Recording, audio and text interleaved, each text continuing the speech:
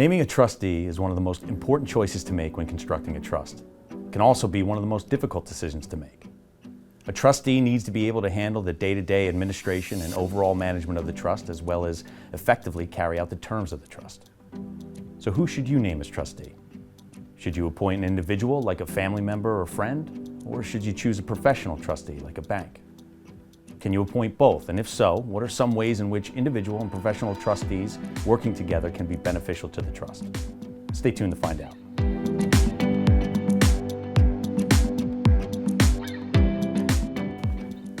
Welcome back. I'm Chris Briscoe, and with me today, Wealth Trust Advisor Lisa Ashcroft and Senior Trust Officer Alex McKidd. Thank you both for being here. Thanks for having us. So we're talking about trustees, right? But before we get there, I wanted to touch on real high level because we can get into a lot of details, right? But what is a trust and why would somebody need one? Well, a trust in its simplest form is just a legal entity where you take your assets and you put them in the name of a trust, and it is used to protect those assets so that you can then provide for your beneficiaries. That's the most simplest form. And from there, there's all types of reasons and there's all types of trusts, and that becomes a very personal question. But what we've seen, there's about three basic reasons that most folks create trusts. And the first one is to pass their wealth with the little amount of tax consequences possible. You know, there's ways to just pass it tax-free onto your beneficiaries in the next generation, and that's the goal. Another reason is to protect those assets in case there is a minor child or an incapacitated person that may be receiving those assets. You want to be sure they are overseen and protected, so they're spent and last for however long they need to. The last reason is to provide for a charitable intent. So you can provide for your loved ones, and then at their passing, it could go to a charity and create a legacy in your name or for whatever reason. That's basically the three reasons to have a trust and kind of what they're for. So you mentioned overseer, protector, so I think of a trustee.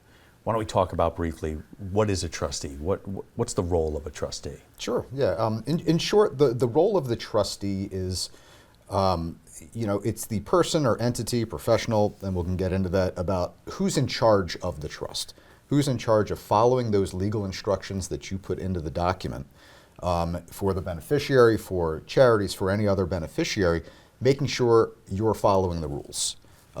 Their job is also to properly, invest and manage any funds that are put into that trust, whether it's cash, investments, real estate, the wide breadth of different things that a trust can, quote, own.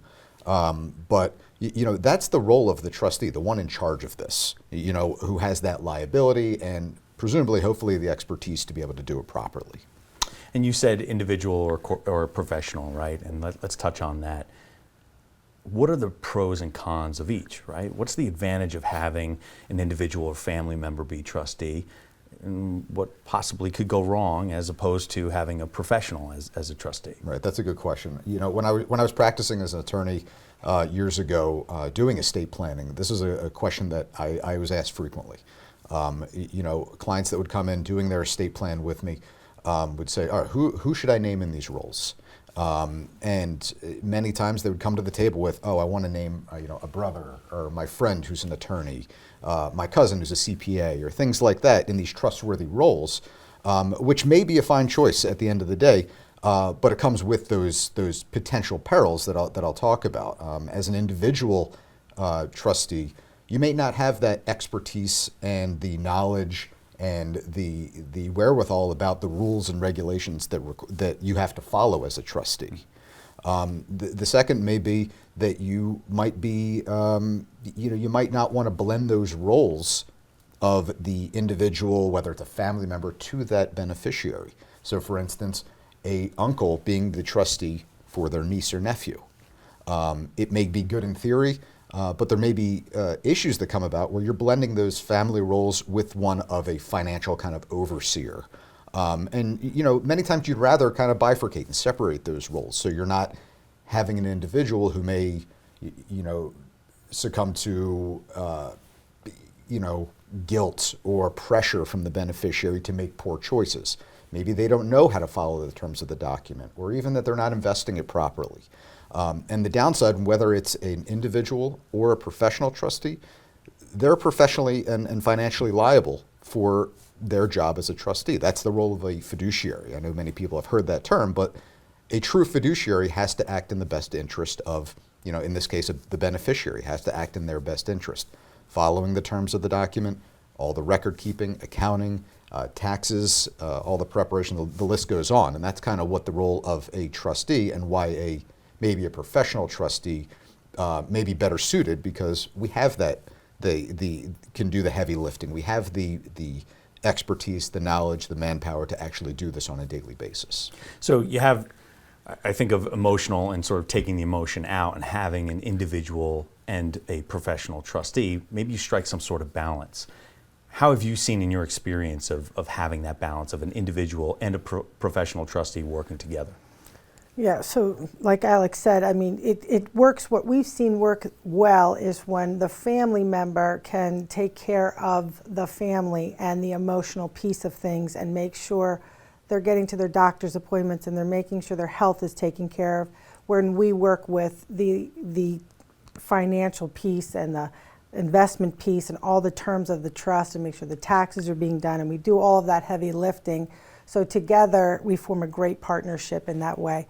And at the end of the day, it's really a relationship like anything else. So you have your trust document, you have the terms, you have the roles, everybody is clear on who's doing what, and then with respect, good communication, and ongoing relationship, we can work through whatever comes up and provide benefit to the beneficiaries, and it works well. A lot of great insight. Lisa, Alex, thanks for being here. And to you, the viewer, thanks for watching. Remember, choosing a trustee can be a difficult decision when creating a trust. There are many factors that come into play when you go through this process, and you want to be sure you're making the right choice for not only you, but the beneficiaries of the trust. If you have any questions or concerns about selecting a trustee, don't hesitate to reach out. Visit our website, univest.net. Thanks for watching, and we're here to help in any way we can. Take care.